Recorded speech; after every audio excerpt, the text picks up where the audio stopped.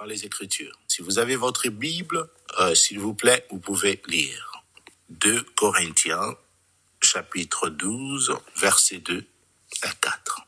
Si je lis dans la version, j'essaie de lire ça, j'ai une version anglaise. I know a man that Christ, to whom 14 years ago was caught up to the third heaven. Whether it was in the body or out of the body, I do not know. God knows. And I know that this man, whether in the body or apart from the body, I do not know, but God knows, was caught up to the paradise and heard inexpressible things that no one is permitted to tell. Donc, en fait, ici, l'apôtre Paul est en train, justement, de dire que 14 ans plus tard, une personne a été enlevée pour aller entendre des révélations de Dieu. En fait, l'apôtre Paul parlait de lui-même, parce que c'est lui qui a eu réellement la définition parfaite de l'enseignement de Christ, notre espérance. Et vous allez voir l'apôtre Pierre en train de louer la grâce que l'apôtre Paul avait reçue de Dieu. Il a dit que il est difficile qu'un chrétien qui n'est pas affermi puisse comprendre les enseignements de Paul. Car Paul a eu cette grâce formidable qui a amené une lumière excellente sur le Christ, sur l'accomplissement de l'œuvre du Christ dans les 4 dimensions prophétiques, dans la dimension historique, dans la dimension de la loi, dans la dimension de la prophétie et dans la dimension de l'accomplissement. Christ est la pierre angulaire. Et comme Christ est venu, qui est le tabernacle de Dieu, et vous savez que dans le temps passé, le tabernacle de Moïse représentait tout simplement l'image du tabernacle spirituel, céleste, qui est celui du Christ, dont la rédemption devait se faire par l'accomplissement de l'œuvre du Christ à la croix, ainsi qu'à son ascension. Alors, le fonctionnement dans le grand vaisseau de la puissance du salut du Christ, vous allez justement voir que la plupart comme l'apôtre Paul disait dans Actes des Apôtres chapitre 27, verset 17 à verset 29, Paul explique la manière dont les ancres sont utilisées pour maîtriser le bateau. Il dit, il y a plusieurs ancres, mais l'ancre principal, c'est celui qui est de l'avant. Alors, l'apôtre Paul dit ceci, que Jésus-Christ, c'est lui la tête de l'Église. Jésus est la tête de l'Église. Et c'est donc, comme il est la tête de l'Église, c'est lui qui détient le commandement. Et c'est ce commandement qui est une lumière qui doit instruire tout ce qui est possible à l'Église de manifester en fonction de notre génération. Et dans ces instructions, Dieu touche la dimension de l'intellect de l'homme. Parce que Dieu veut que l'homme soit illuminé intellectuellement. Que l'homme ait de l'intelligence pour comprendre ces jours que nous sommes en train de traverser. Parce que beaucoup de gens sont chrétiens, mais leur dimension de l'intelligence spirituelle est fermée par l'ennemi. Et Dieu veut que les chrétiens s'ouvrent.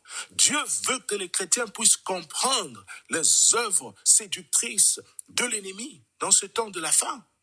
Le diable est en train d'opérer comme un ange de lumière, quand bien même qu'il ne l'est plus. Mais il opère comme un ange de lumière. Il prend des choses qui sont semblables pour séduire, sachant bien que ce ne sont pas les véritables choses. Il fait des miracles, mais qui ne sont pas de miracles. Il fait des actes qui sont comme de miracles, mais qui ne sont pas de miracles. Il fait des choses qui sont comme de prodiges, mais ce ne sont pas de prodiges.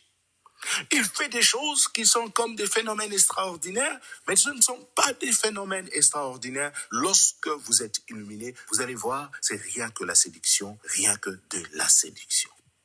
Le peuple de Dieu a besoin d'un toucher spirituel au niveau de leur conscience. Et ce toucher spirituel par le Saint-Esprit va ouvrir l'intelligence de l'homme et les gens sauront tout simplement qui est Dieu et qui n'est pas Dieu. Où est la présence du Saint-Esprit et là où la présence du Saint-Esprit n'y est pas. Nous avons besoin de se toucher. Parce que c'est cet entendement de l'Esprit que Dieu va utiliser pour t'amener à discerner sa volonté.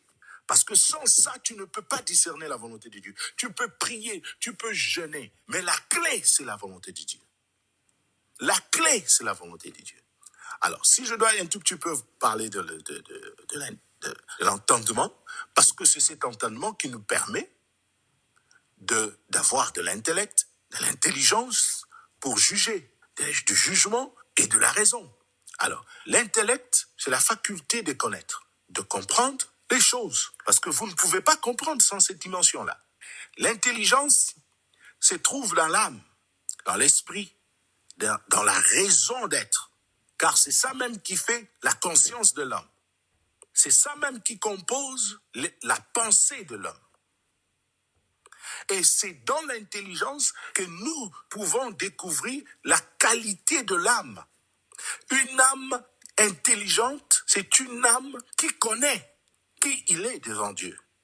Alors, si nous prenons maintenant la définition de la raison c'est la faculté pensante et son fonctionnement permet à l'homme de juger, de connaître, d'agir conformément à des principes.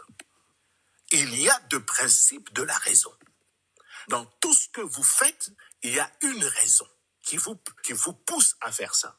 Et de fois, et souvent d'ailleurs, beaucoup de gens ne connaissent même pas la raison qui leur pousse à commettre le mal. Vous savez, nous avons fait justement un ministère de prison où nous sommes allés visiter des prisonniers.